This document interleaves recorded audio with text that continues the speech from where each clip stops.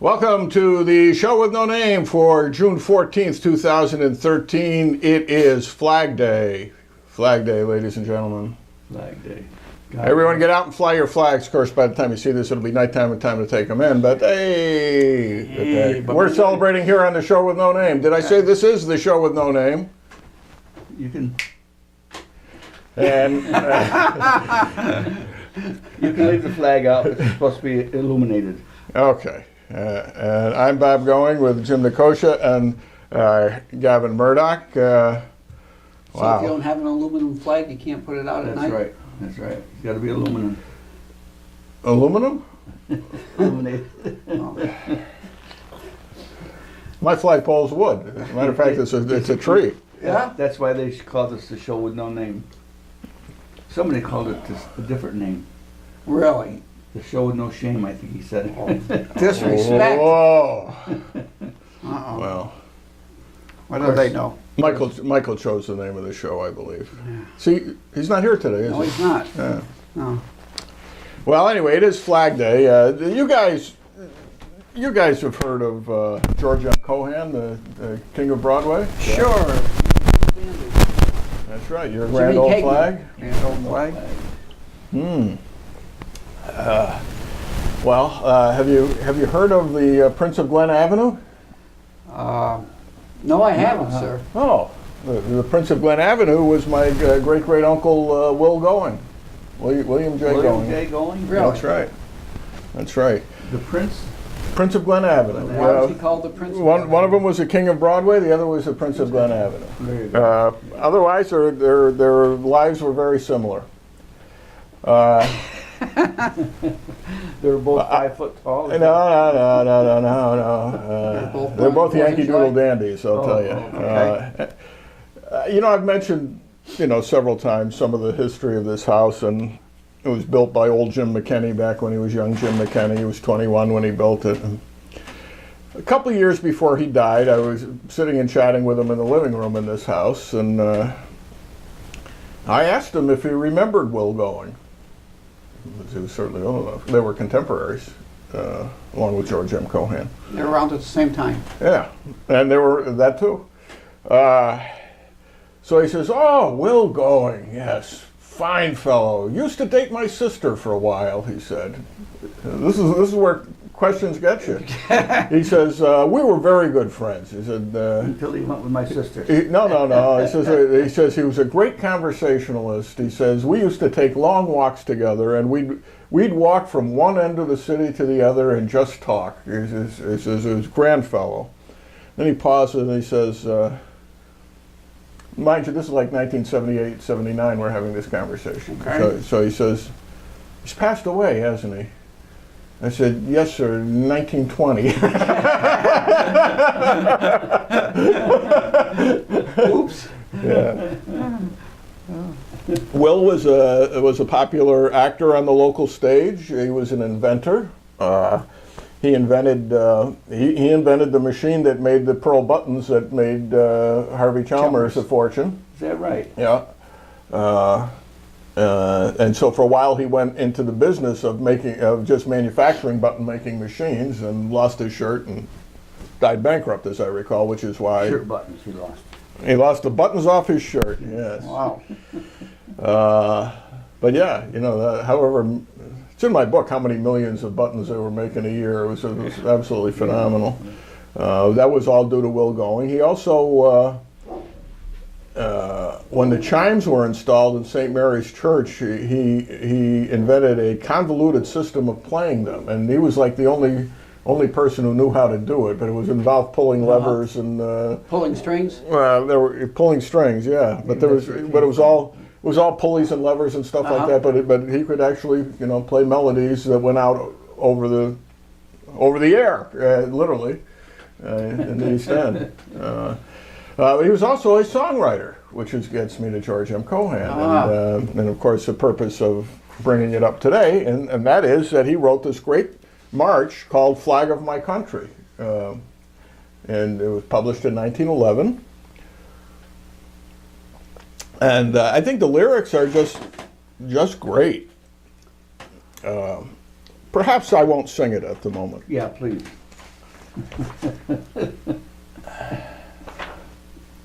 You know, this is not this is a talk show, it's not a musical show. So, what do you think, Gab? Flag of my Between you and country. him, I'm out of this one. Flag of my country, a greeting ere I pass thee. Child of a people who dared to be free. No, I just love that phrase. Not, we're born into freedom, or Right. they dared to be free. Born with the birthright of freedom eternal, sponsor of peace, love, and true liberty. And the refrain is, long may you wave, flag of the brave, wave over land and sea. Long may you wave, flag of the brave, wave on eternally. From thy white stars shone the first rays of freedom, thrilling, exalting the hearts of the brave. All hearts turn to thee, O all voices hail thee, pride of the free man, the hope of the slave. Long may thy folds bathe in God's holy sunshine, ever reflecting the joys of the free. Long may the songs of thy children ascending blend with thy colors in sweet harmony. Pretty good, huh? Pretty good. Beautiful Yeah, song. and it's a good melody. It's I don't know why it didn't catch on, except it probably wasn't sung anywhere other than locally at the time. He dedicated it to the boys of Company H of the National Guard at the Armory. Oh, very nice. Very nice. I'd play it for you, but the sheet music's hanging in my office. My sister found it in whether it was a garage sale or an antique store in the in Northville several years ago. She didn't even know anything about the song or that it was a relative, but she saw this sheet music by William Going, and she bought it and gave it to me. So I told her the story behind it. I already had a photocopy of it, but now I have my own full-color copy. Beautiful. Yeah. Yeah. Very nice. You have anything to say about the flag, Gavin? Yes, I do. In fact, Ah. it's been a very unfortunate week because a number of the local Flag Day celebrations have been rained out. We did have one Monday night down at the Elks Club in Rotterdam. Parade was rained out. The Elks are particularly devoted to the flag. That They always celebrate Flag That Day. is part of their charge in Yeah. their charter, is to present programs on the American flag. And so the official piper of the show with no name, Misha Murdoch, played at their ceremony down there, and they always have an excellent program at the Elks Lodge. It's unfortunate the parade was canceled. But I too have scoured high and low for something about Something flag- appropriate for the day? something appropriate for that. You know, What have you found? I Am the Flag Pray tell. is the title by Ruth Apperson Rue. I am the flag of the United States of America. I was born on June 14th, 1777 in Philadelphia.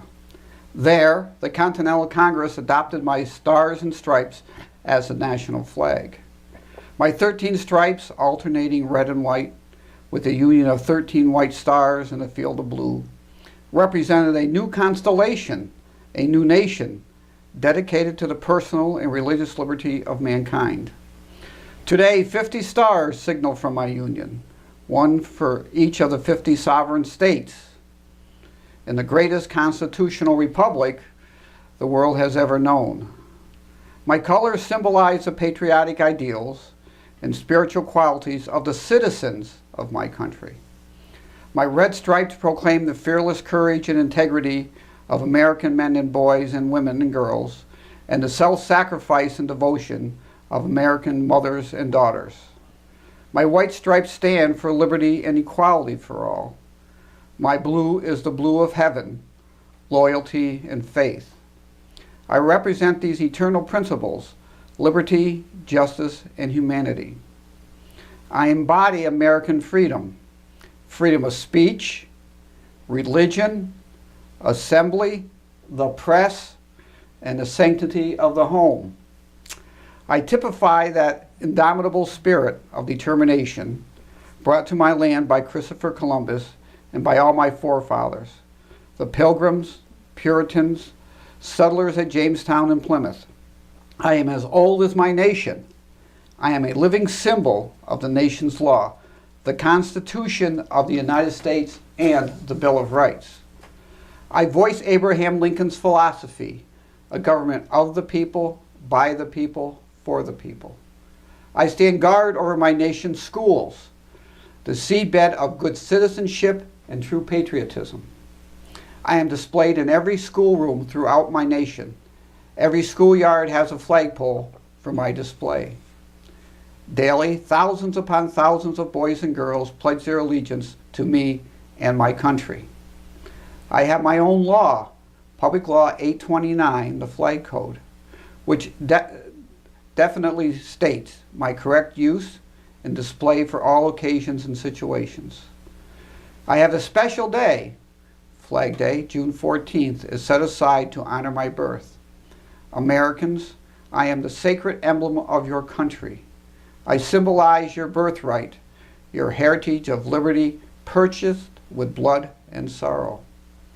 I am your title deed of freedom, which is yours to enjoy and hold in trust for posterity. If you fail to keep this sacred trust inviolate, I am nullified and destroyed. You and your children will become slaves to dictators and despots. Eternal vigilance is your price of freedom. As you see me silhouetted against the peaceful skies of my country, remind yourself that I am the flag of your country, that I stand for what you are, no more, no less. Guard me well, lest your freedom perish from the earth. Dedicate your lives to those principles for which I stand. One nation, under God, indivisible, with liberty and justice for all. I was created in freedom. I made my first appearance in the battle for human liberty. God grant that I may spend eternity in my land of the free and home of the brave, and I shall ever be known as Old Glory, the flag of the United States of America. That's beautiful. Very nice. Who wrote that? Ruth Apperson Ruth.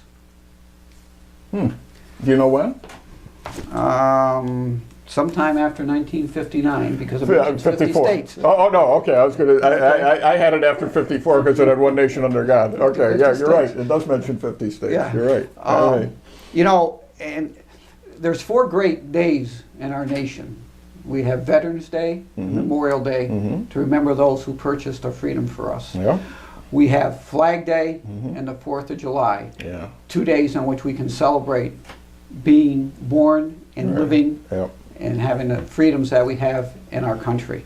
And it's very appropriate that in the middle of this tumultuous time that we're living, and the time in which so many of our beliefs have been shaken, that we have a chance to step back and remember what we stand for, Right. and what we should be doing for each other and for our nation. You know, the Italian prime minister, I don't know, is he prime minister anymore, Berlusconi? He comes and he goes. Isn't it ironic his name is Burlesque? Don't he? Well. Anyway, he's a colorful character Yes, he is. in many ways. But he gave an interview one time. I think he was appearing with one of our presidents, one of the Bushes, I think. And he was talking about the flag, and I'm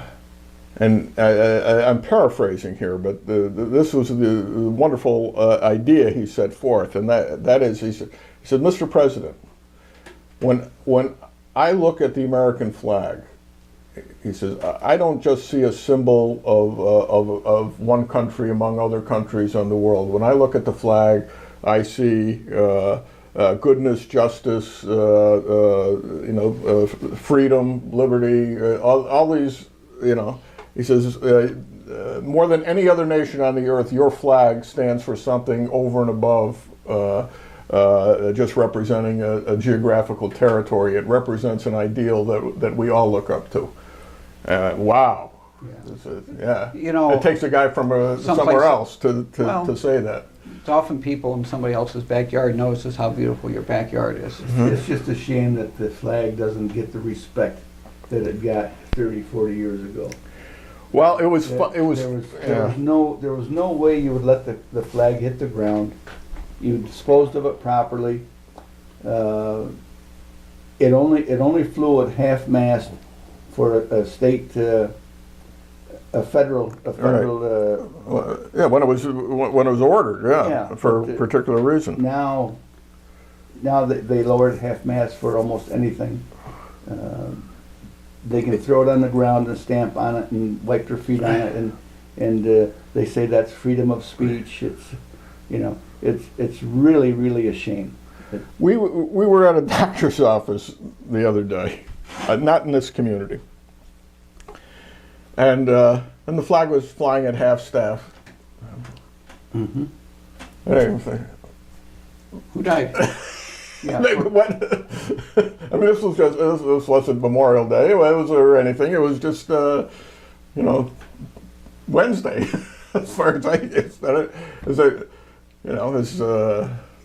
have we lost a United States senator or a former president or anything in the last? Yeah, well, they had it the half mast when one of our service dogs died. Now and that really upset me. Yeah. And the flag can only be put at half staff under the orders of the governor of the state. Yeah. And when I was principal at the high school, invariably, 3 out of 5 days a week, we got a notice that it's supposed to be at half staff for this or that. And I understand the desire to show respect and honor towards, our servicemen. But it just got to be the point that when you do something all the time, you lose the significance of what you're doing. You lose its meaning. Yeah. And there are local tragedies which have national implications.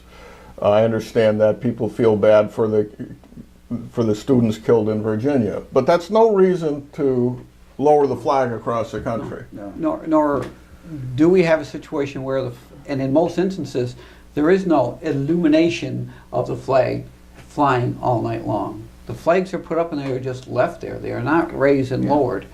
Yeah. We when I worked at the Boy Scout camp, our day began with the raising of the flag, and it came down in the evening to the colors, and it didn't fly all the time. It flew during the day. And it was a ceremony. significant event. It was a significant event. Everybody's on the parade field. There was a color guard who actually performed duties as a color guard to raise and lower the flag, and and when you have it as something significant, there are thoughts and memories and ideas that get attached to it. Mm-hmm. When things are just perpetually done without reason, the significance, the importance of what you're doing certainly disappears. I wasn't in the military, but I've been on military bases from time to time, and I recall we were down in the Bahamas some years ago visiting Mary's brother, and we were civilians staying on the military base, but he tuned us in on the rules, and one of them was when the flag is lowered in the evening. I get the bugle gives a symbol, and wherever you are on that base, you have to stop dead in your tracks until the ceremony is concluded. Correct. In Boston last year, we talked our way into getting a tour of a Coast Guard ship that happened to have been in port at the time, and as we're wandering around the base, all of a sudden I saw the two men in charge of lowering the flag, and they were just at total attention for several minutes, and we stopped. There wasn't any bugle going off or anything, and I couldn't quite figure out the timing of the whole thing, because a minute goes by, another minute goes, and then 5 minutes go by. Yeah. They were waiting for the gun to go off at the Constitution across the harbor in Charleston. The signal. So when the USS Constitution fires off the salute to the flag at the end of the day, then the men on the ship lower the flag, and it was beautiful, really beautiful. Yeah. And I went to a movie on a Navy base in California one time, and with my aunt and uncle, and Aunt leans over and she says, the program always begins with the same short. And and I'm waiting for Snack Canyon, like we, with Clark Crowe selling popcorn and candy. You still got time before the feature starts. No, it's the national anthem, and when the lights come up on the screen, everybody's on their feet and at attention while they play the national anthem. Then you watch the movie.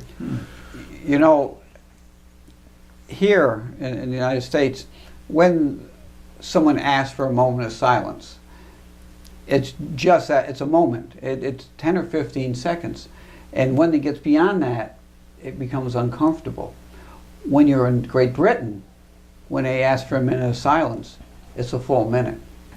And it just is a different feel, because you can see people here during that moment, they'll say their prayer or whatever, and then they start looking around waiting, all right, let's get back. And the significance really is diminished because of that. Yeah.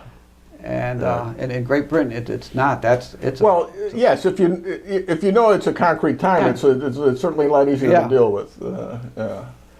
And we do have something similar on Veterans Day, when they have the 2 minutes just before 11 o'clock to commemorate the final 2 minutes of World War I. And they in the British countries, that's their Memorial Day as well, right? They call it Remembrance Day. Yes. What we've now called Veterans Day, which Correct. was Armistice Day. Right. It's same concept. Yeah. Same concept. Yeah. And we don't do enough recognition of what we have, enough appreciation for what people have worked hard and sweated hard and given their lives for here in this country. Everybody has problems, but they're really issues. Other places have problems. All this being said, the disrespect and whatever with the flag, there's more respect for the flag in the U.S. than in any other country. Yes. Even though we have the problems. In the great liberal city of New York, after 9/11, those flags were everywhere. Yeah. I many years ago, I started writing my 9/11 novel, and it included a character who was actually a guy I met, or based on a guy I met when I was at Ground Zero, and he considered himself the quintessential New Yorker, and on 9/11, almost a little embarrassed, he pulled a flag out of the bottom drawer of his dresser and hung it on what he considered the quintessential symbol of New York, the fire escape, outside his window. He was one of those people who never would have thought of being a flag waver up until the time they were attacked, and then there was no question about it. And it stayed that way for a long time in New York. And I think for a time Boston was like that after the events. Sure. This year. Well, Boston as well. is a pretty patriotic town, no matter what, despite all the communists who live there. Harvard. Because it's still got that working class subculture there. In other words, the Irish. The one thing that makes our flag unique is there is no coat of arms, there's no family crest. Right. It is simply put together of ideas that symbolize what we had done. The blue, Yep. the white, the red, the stars. Whereas you look at other countries, there's a religious symbol on it, or a family coat of arms, Yeah. or something like that. We don't have that. It's a very simple, delineated flag that stands for something, and when people see it, they recognize what it stands for. got out of control for a while when they thought they were going to add a stripe for every state. Well, they got up to, I think... I don't think it got past 15. 15, yeah. and they realized... The Fort McHenry flag was 15 stripes, and it was already out of control. Yeah, and they said, okay, let's rethink this. And these, they were talking on a radio show, a local radio show that sometimes come in on my station yesterday about that, and the one that's not ours, you mean? Well, it's not ours. It's our station. Okay, but it's not our show. show. Different show, and the elderly gentleman on the show, the renowned elderly gentleman on that show was going on. He was talking about how he dislikes the many ways in which the flag is used in our society. As opposed to simply being a flag. You make shorts out of it. You make T-shirts. Yeah, he has actually criticized me for wearing this tie in the past. And I think there are limits to it, but I think many of the ways in which it's displayed is appropriate. It's not as if you've taken a flag and recut it and put it on something. It's designed like that. It's not like they were recommending on the Home and Garden channel. Did you see that? To use the flag as a tablecloth. Mm. To use a nylon flag, you can wipe it off. I didn't see that. Oh yeah, that didn't go very well. Yeah, that was all over the World Wide Web today. Yeah, I saw that yesterday on there.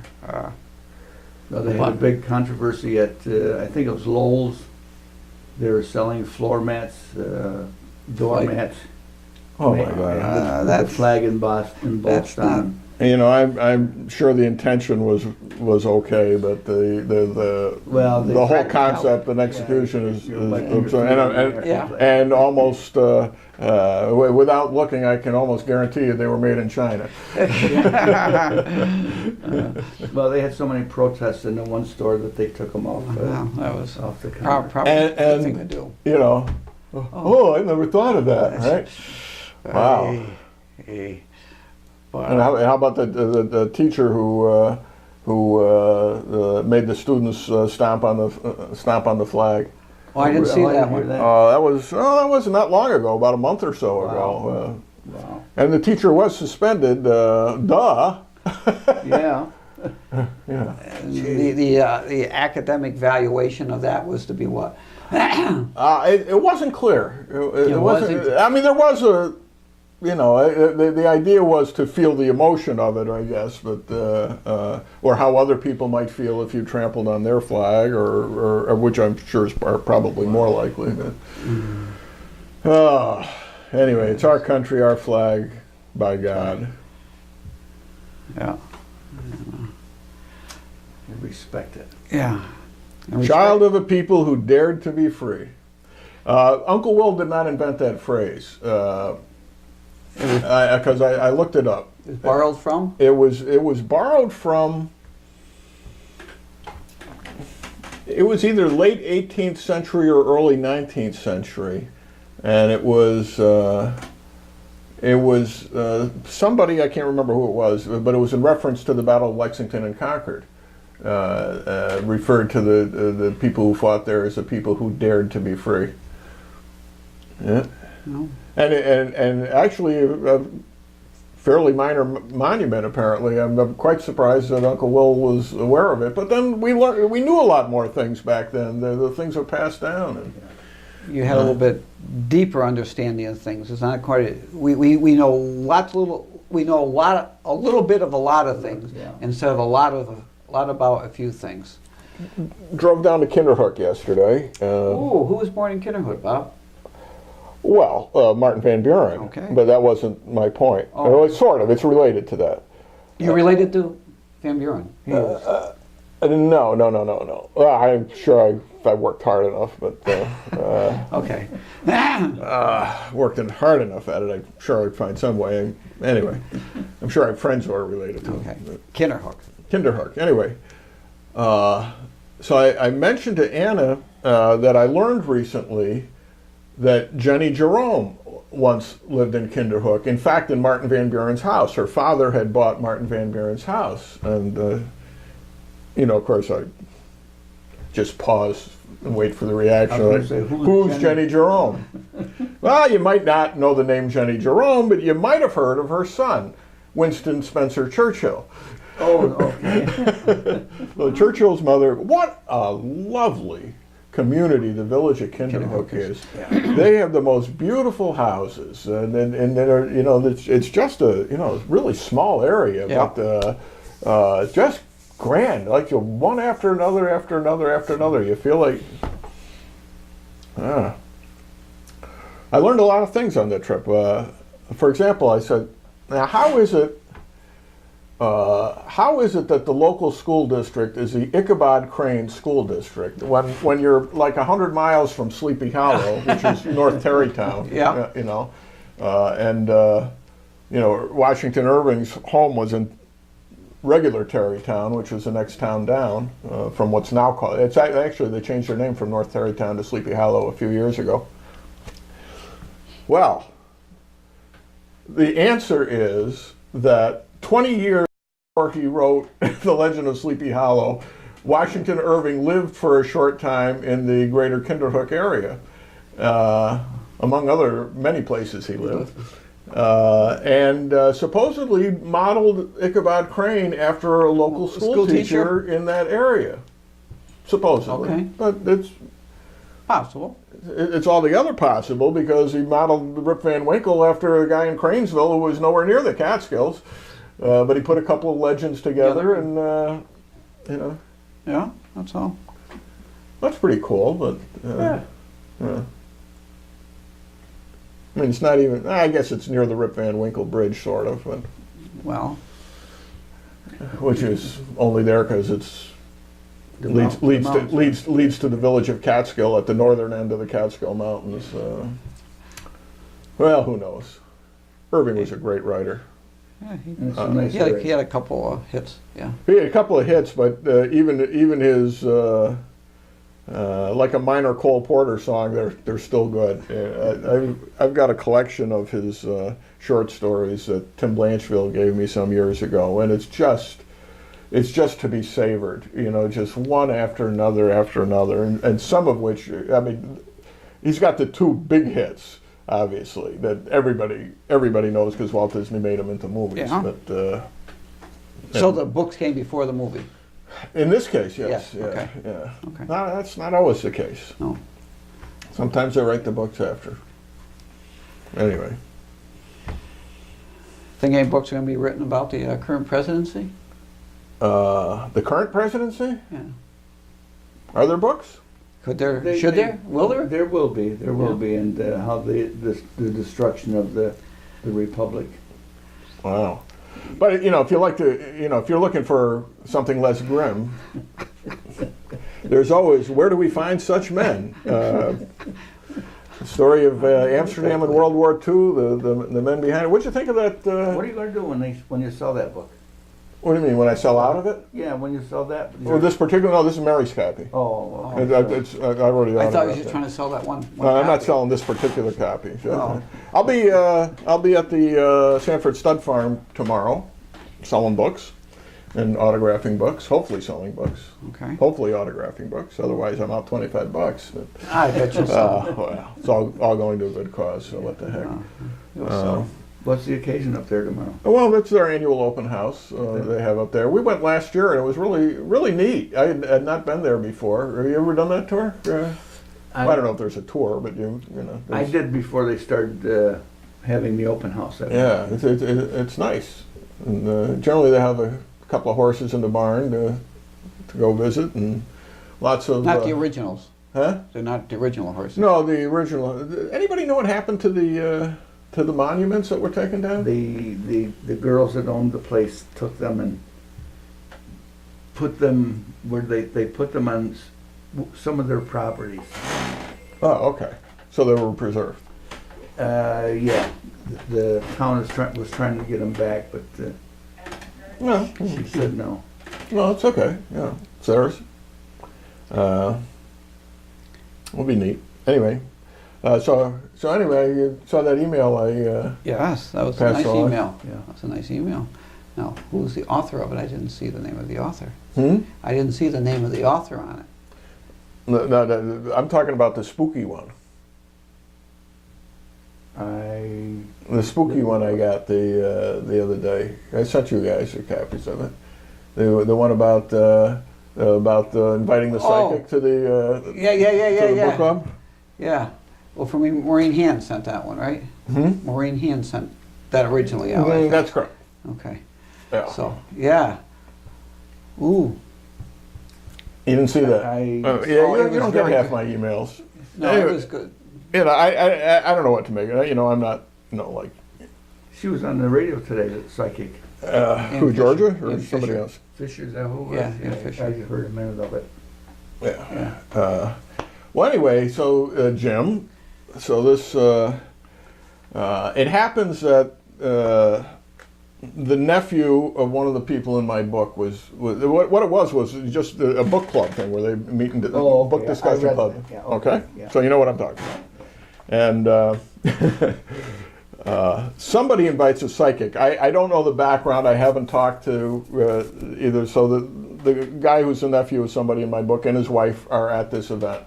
And I don't think it's anywhere near here. Right? No, no. I think it was overseas, wasn't it? Well, it wasn't overseas, but it was. They were, but I think they live, if I'm not mistaken, like down around Sleepy Hollow or something. Yeah. Down Not that, local. Yeah, like Orange County or somewhere down there. So they have this book club, and somebody invites a psychic. Now there's like one person in the group of 9 who thinks psychics are anything other than charlatans, right? And I fall in that category. However, sometimes sometimes there are things that are difficult to explain.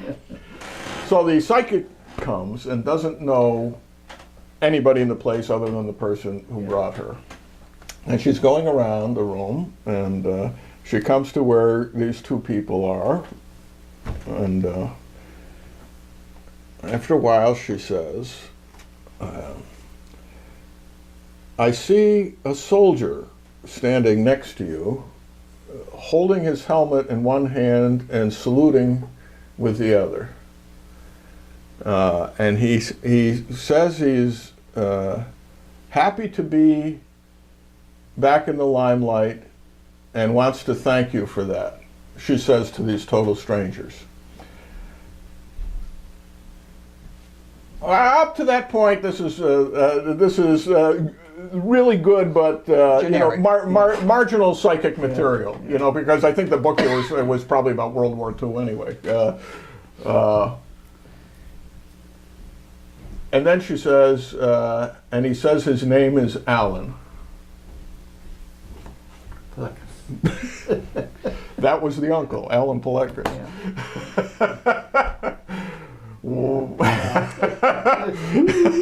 His name is Alan? You could have guessed John and had, like a 50-50 chance. Alan. So, as I said, I don't know what to make of it, but I consider that a very favorable review from the other side. Thank you, Alan Pelekris. Died in Iwo Jima in 1945.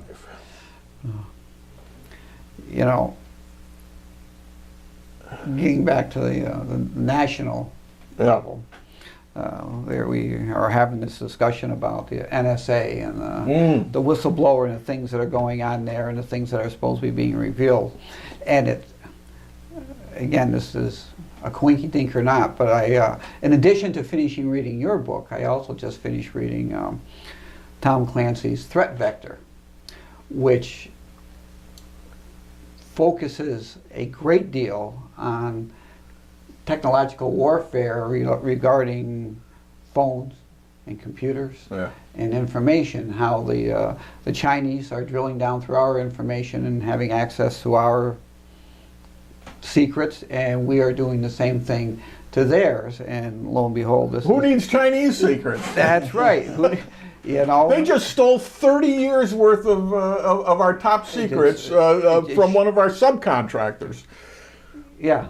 Anyway, go ahead. And it's just ironic that these things really can happen. And it wasn't about a year ago that it was announced that we had found the Chinese hackers in a building in China, Oh, yeah. what they were doing, because there was all this information coming out there, and it's very very clear in this book, which was written a year ago, that these things are not just possible but actual, and this NSA thing is right on, spot on what he's talking about, and where do we divide the line, between right to know and not knowing, and how much should they know, and what are they going to do with what they know? I think that's the scary part about it. Yeah, that's the real scary part. And I think that just goes to the level of trust that does not exist any longer coming out of Washington and any of the sections of the federal government, whether it's the legislature, whether it's the president, whether it's the departments such as IRS. All these things really have you step back and take pause, because the things that we are seeing being done to us are things that we have seen happen in other countries, which we've been very much opposed to, and saying, well, look at those guys, look what they do. We don't do that here. Well, we had the 65th anniversary of the publication of 1984 a couple of days ago, for example. Big Brother is watching you. Well, back then it was a metaphor, but Yeah. in those days, you had spies in every corner. They were encouraging people to be spies in their own houses. Yeah. And how long ago was it that the Obama administration asked people to report their neighbors they thought were anti-government, and gave a hotline at the White House to call? Now, if that isn't reminiscent of the stuff we were told was going on in Eastern Europe when we were kids, I don't know what is. Report your neighbor. And they did. Each apartment building had one member who lived there whose job it was to let them know what neighbors go in and out, what they do, what they come back with, who they spend time with. James Michener's Poland, did you ever read that? Yes, I did. I read that in Russia. Is that right? Is that right? Same thing with Cardinal in the Kremlin. I read that when I was teaching over there. Wow. Well, things must have loosened up by that time. But there were a couple of parallel sections. One is when the Nazis take over, they have a card file on potential enemies of the state. So-and-so intellectual, so-and-so artist, so-and-so da-da-da-da-da, and they round them up and send them to concentrate. And then the communists take over, and they've got virtually an identical card file. Your work's already been done. Yeah. And you can see that unfortunately happening here, because these people who are running the government now really believe that returning veterans are their enemies. And they're working to disarm returning veterans. The fact that they're veterans alone is enough to disqualify them from having a firearms license, as far as they're concerned. I mean, that's crazy stuff, and really serious. And there's a lot more crazy stuff going on than real stuff going on. And the fact that you just, when I was reading this book, it took me 2 months to read it. You can see that people are doing these things, and you say, well, that's great, he has access to that, but that's just where it stays. It's done. But now you see what's going on. It's not done, because the people who are doing the looking at, what are they passing on to people they shouldn't be passing on? There's no covenant of right, and and then there's the other frightening aspect, and that is that this is ultimately a government bureaucracy, and it has all the faults that all government bureaucracies have, and people, the lowest clerk in the court system has access to the secret files of everybody, all the sealed files and everything else. It's things like that, and what's to say that. That this what's this guy's name that's in China? Snowden. Wasn't the Princess Margaret married to a Snowden? Wasn't? There used to be a bar in Sackadog, Snowden. Is it Snowden? Yeah, that's probably where the name came from. Yeah, but and the fact that he was able to leave with information. Right. Okay, Right. and take it wherever he wanted to go with it, which will allow Well, we others to have it. don't, we're not sure about that part of it, are we? Well, I was watching last night, and they indicated he left with 4 laptop computers. Oh. And whatever information he was able to store on those is Wow. what he was able to take. You know, it's not simply just view only. It's Right. assemble only and to share All right. is what his capability was. And it sounds like, you know, it depends on which news channel you listen to, you know, how much axillary information he was able to garner I mean, in his position. I have no reason at this point. I mean, the people who are denouncing him are saying things like he couldn't possibly have had the access he claims he has. And I said, we're, you know, bless you there, Charlie, to use a really old cultural reference. Why not? Why not? I mean, when you think of who more than the technicians has access to everything that's on the computer? Oh yeah. You know, Oh yeah. if they're the guys who have to take care of it, they have to access everything, or they can't fix what needs to be fixed. Yeah. And that is. Well, he wasn't a technician, was he? Yeah. He was a system administrator. Yeah. So he. You know, like on your home computer, if you're the system administrator, you have access to everything. Well, yeah. And then you can let other people use your computer and get who certain don't parts of have it. all the same access. But yeah, I mean. So right now you've got a double-edged sword. One, you've got information that they have that's being spread around, and then you've got they've got this information to spread around. You know. But he hasn't spread any. No, not that we know of. And however, but they're saying that because he's revealing that they're doing these Yes, things, the terrorists are altering. well, that's that's baloney, because if you're a terrorist, you have to assume the worst, right? you have to assume the worst. And But the more and if it's such a wonderful idea, why were they afraid to let anybody know about it? I mean, I see, you know, a couple of the senators who wrote the law said this was never intended to allow this without any kind of supervision. They're collecting every single thing that goes over the internet and storing it, and then they say, well, we'll only access it if we need to. Yeah. Well, But you know, who's to decide? the idea that every telephone call I've made since I switched to Time Warner internet telephone is now being stored in Utah somewhere is a little frightening. Yes, it is. Even though Yes, it is. You know, and when this whole thing began with the Patriot Act, you know, people had a semblance of an understanding that we're going to be having the access now to gather information against those who will do us harm. And people, I don't think most people didn't envision that we were the ones who were going to be the ones being looked at. Right. And If nothing else, to intimidate us. From expressing our opinions and you can see that with the other things that are going on with the IRS. Especially with the IRS. It seems like everybody who announced they were supporting Mitt Romney suddenly got an audit. Now, come on. And other people learned well enough that it's not worth it to me to risk my family and everything else to do this. Yeah. How many people spent? Some of them spent hundreds of thousands of dollars challenging IRS determination successfully that should never have been brought in the first place. And you have to pay for it. Yeah.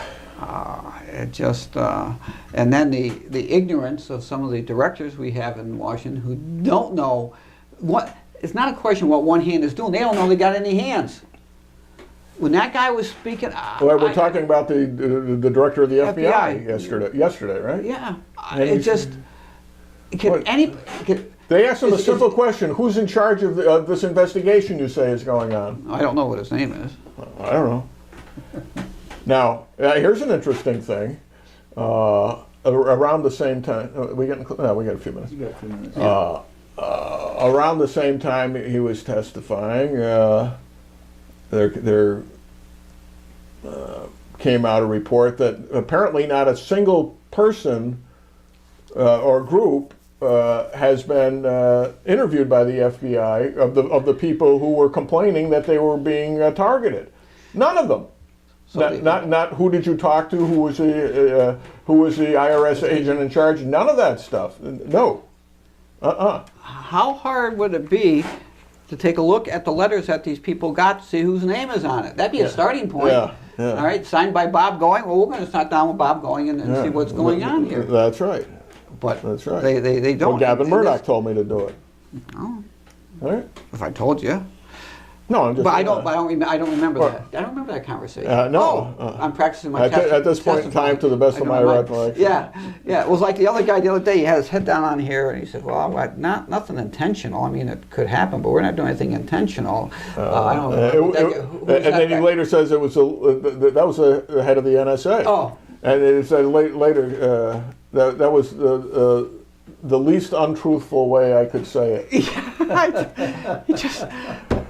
They won't answer the phone. And I mean, there's no question he lied. It was a point. It was a very straightforward question, and he gave ultimately an answer that was a completely wrong, a complete lie. They're asking these yes and no questions, and they're getting a doctoral dissertation, which we all know doctoral dissertation is just a long way of saying nothing, and that's what they did. I don't know about that. Right. Of course, I never had to do a dissertation to get my doctorate. Right. It's ludicrous. And, you know, Are you and working on your doctorate or what? No, I didn't get a doctorate. I had a master's. I had to write a dissertation for that. Oh. And then I took additional courses to try to be a superintendent and principal. So I did that, but I didn't have to do one like they do. So we wouldn't have to bow down and say, Doctor. No, I do not have a PhD. Dr. Murdoch, sir. And you know what PhD stands for, right? What's that? Piled high and deeper. Wow! You are bitter toward your superiors. I had a guy when I was working my master's in Wisconsin, and he was doing his doctoral in something about freshwater biology. He says, I met with my advisor, and his advisor sat me down. He says, listen, if you can't tell me everything you learned, how it can be applied, and what we can do with this information in 20 pages or less, don't do it. And the guy said, yes, because everybody else is coming out with these 200-page doctoral dissertations, which include those three things, but they spend a whole lot of time around it about it, which probably means they work for the government, because that's what it looks like. That's very similar to the advice Dave Petruccia gave me on writing this book. Where do we find such men? Available at Amazon.com. The Book Hound and the Old Peddler's Wagon at the Five Corners. Okay. What did he tell you?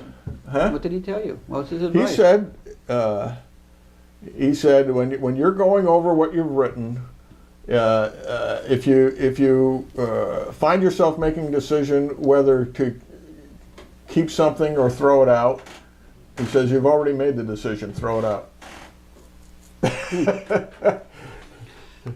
Well, I'm glad. Yeah. You didn't throw everything out, because it's a pretty fine book there. Excellent book. And I presented it to two members of the educational department at AMCM High School this week to have them read, and I did tell each one of them I truly think this is something every student and every person in the city of AMCM should read. I got somebody called the other day and said that this should be mandatory reading, not just for the schools, for everybody. It should be mandatory reading for everybody. That's a good review. Absolutely. So, and the other thing with what's going on, when you hear the big guy talk, he just doesn't have any appreciation for what's taking place. Well, we'll make sure it doesn't happen again. Well, it did happen. What are you going to do about it that it happened?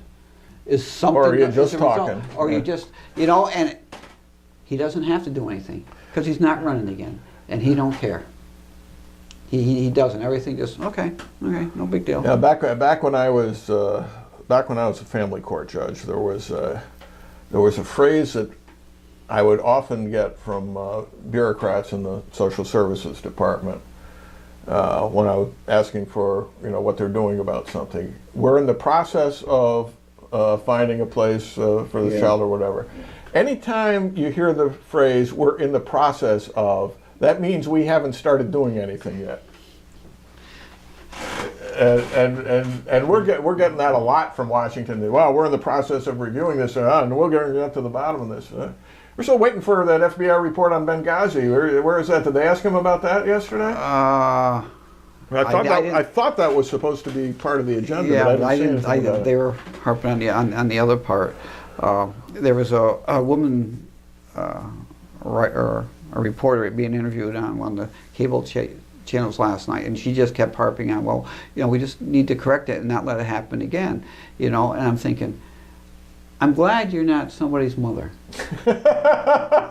Because if the whole thing is simply going to be, it's not going to happen again, what action did you take when it did happen with that child? How is the child going to understand if all you're talking about, well, don't let it happen again? I mean, there's a lack of parenting taking place because you can get away with anything once and it's okay. Yeah. Now, I may be wrong, and I apologize if I am wrong. Is the president's father black and his mother white? Yes. Yes. Okay. So then, so you don't know what he's doing if it's black or white. that's good, but I wasn't thinking that. Why is it focused that he is our first black president? Why he's the president? Yeah. Black. He's as white as he is black. Yes, he is. Why has that become such a racial issue when we disagree with him, saying, "Well, you're racist because he's black"? No, he's not. He's related on his mother's side to like 14 other presidents. I mean, he's got Mayflower genes, for God's sakes. So what? Not to mention the Irish. Did you know his Irish side? They came from the same area as the Goings. Yeah, that's black Irish. No. This is very white. Very white. I just don't understand why that is he portrayed like that, because he really isn't. Was George Bush, our English-Irish president? No, he was the president. Yeah. That's it. At a time in which we say people should not be identified by what they are, you should identify who they are, then why does everything have a what they are in it? When I got one of those phone calls again from the Census Bureau. Oh boy! Oh, yeah. I got it. And the woman How'd they says, find out your name, by the way? That's the part I didn't figure, since it was addressed to resident. well, but they had my phone number. So I don't know. Maybe there's a database that has addresses and phone numbers without names. So did they ask for Mr. Murdoch? No. They asked, So is this resident? are you the resident of this? I said, yes, I Oh, am. Mr. Resident? Yeah. And I yelled a little bit, and she said, we called you a week ago, and you said you're going to send it in, and you haven't sent it in yet. I says, I know. I'm in the process of sending it. I'm in the process of sending it in. And she says, if you do it over the phone, there's certain things you don't have to answer. I said, oh, really? So if you ask me a question I don't want to answer, I can refuse? She says, yes. I said, okay, go ahead, ask me some questions. She says, can you tell me your name? I said, I'm resident 1. Does anybody else live in the house? Yes. Resident 2 and resident 3. Okay. They asked about what is your ancestry? I says, American. No, where are your parents from? I said, America. Well, did you have grandparents? And it got to the point. Yeah, I'm Irish American. Okay, I'm Scottish American. Right? I had to say it. You had to tell them. They wanted to know the name of the place I worked. I said, I'm not going to tell you that. I'm refusing to tell you that. Will you tell me where it is? I said, yeah. Ask me. Well, where is it? It's the place where I work. Then they could get more specific. The address. I said, I'm not going to give the address. Is it in Amsterdam? I said, yes. Okay, she says she wrote that down. All the way through. All this to save yourself a 47-cent stamp. Or whatever it is. When I first started with it, I said, I can't fill out because it took me more than 40 minutes to get the information you want in here. She says, I said, what law am I breaking? She says, well, I can't tell you what law. Ah! She tells you you're breaking a law, but she don't tell you what it is. She didn't know what it was. then she says, but if you refuse, if I write down refusal to answer these questions, we'll turn it over to the Justice Department. Okay. I didn't want to mess with those boys. So So you were intimidated. Yeah, I was. And I went through and I answered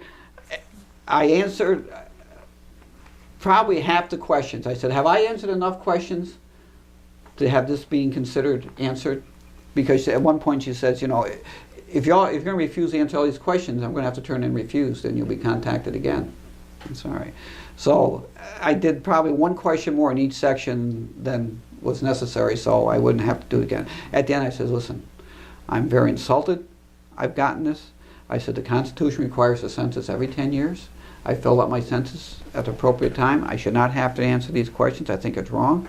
I think this is a waste of money. I think it's a waste of money paying you.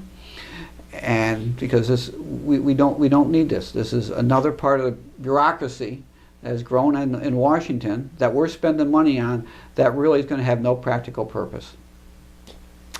And well, you know, you're on the list now, buddy.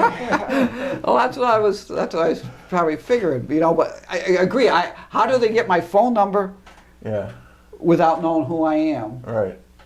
You know. But I wouldn't tell Rena or Misha's that. I wouldn't. Oh, they asked, when were you born? I said 61 years ago. They said, when was Resident 2 born? I said 43 years ago. When was the other resident? I said 13 years ago. Okay. They wanted to know how much schooling I had. They wanted to know if I'd gone to work in the last week. So I'm not going to answer that question. Well, when you went to work last week, what was Marie Gabriel wearing? Yeah. You know, did you ride in a car with other people? I said no. No what? I said no. You asked me a question. I said no. What was the question? Did you ride to work with other people? Oh, did you ride to work? Yeah. With other people? Yeah. Remember you used to say, did you walk to work or do you carry your lunch? Yes. Yeah. Yeah. You should have said I carried my lunch. No, right. I carried my lunch. Yeah. You know, they want to know how much money. I had a guy try to seriously answer that question to me one time, by the way. Yeah? He says, well, it depends. You know, sometimes, you know, like, you know, usually on Mondays, I'll walk to work, and on Tuesdays I'll carry my lunch. He was dead serious. It was kind of frightening. But it was. And I'd like to tell you he's now on the Common Council, but that would not be true. But anyway, what else? Yeah, we had to put the TV on mute while I was doing it, and I'm just, you know, she's going through. Sometimes there's like 5 or 6 or 7 choices. You know, she starts out whole over here, and Marina's going. I said, no, not going to answer that question. Not going to answer that question. Wait a minute, there was just a home run. Hold it. Wait a minute. Yeah. Watch this. Yeah. Oh, it was just, you know, one of the news shows last night said that, I don't know, 6 years ago there were 800,000 federal employees, and now it's 1.9 million. And I'm thinking, you know, you're looking at ways to cut. And the worst thing, they were talking about the health, Obama and health, Obamacare, and I think they were talking to Hatch. And he said, you know, a lot of people are going to be leaving the federal government because of this, because they're not going to be able to afford to pay for the insurance. And the reporter says, but shouldn't everybody have to pay the same thing and be part of the same pool for the insurance? You know, all these opting out groups who are predominantly federal employees, you know. Or unions. You know, and so what they're doing is they're reducing the payable gene pool people, and loading up on non-paying gene pool people, and now, boom, it's going to cost a whole lot more money because you've got more people part of something with less people contributing. Yeah. You know, and Hannity was throwing out, well, you realize in Ohio it's going to cost 88% more for the insurance. Well, that's only for the upper people that can really afford to pay it. They don't, you know, they can do it. Yeah, they can really afford to pay that. You know, it's just, And some of those things are not part of the law of unintended consequences. It's Oh, part of- the unintended consequences are. some of these things are part of, Most saying it this there's way. going to be fewer people insured than there are now when we're done, and maybe massively fewer people insured than there are now. You know, Anyway, that's about it for the hour, I don't know if we're going to do a second hour. We'll decide that after we shut this off. If we do, we'll be back shortly. If not, there'll be no radio show on Tuesday unless these guys want to do it without me, which is fine with me. But somebody's going to run the board, so you got to talk to Joey about that if you want to do the show, because I'm going to be away. away. Away. Dixieland? I'm going to be away. I'm entitled to a vacation once in a while, other than 7 days a week. And let's see.